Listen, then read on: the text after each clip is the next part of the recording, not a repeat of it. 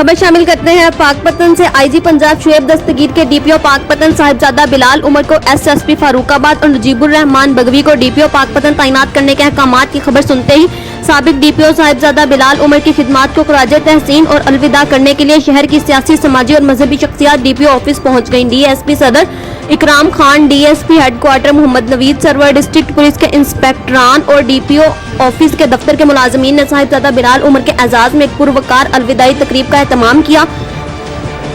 अलविदाई तकरीब से खिताब करते हुए साहिबजादा बिलाल उमर ने कहा कि डिस्ट्रिक्ट पुलिस के मुलाजमीन अपने फ़राइज़ को अहसन तरीके से अदा करते हैं और जुराइम के खात्मे को अपना फर्ज समझते हैं। इस मौके पर सदर district press club registered Hasan Abbas Bukhari, सदर press club registered Pakpattan Sheikh Munir Ahmad बानी व general secretary press club registered Pakpattan Malik Mohammad Ali ने एसएसपी पंजाब पुलिस साहिबजादा बिलाल उमर की डिस्ट्रिक्ट पाकपतन में खिदमात को सराहा। रिपोर्ट हसन बुखारी से।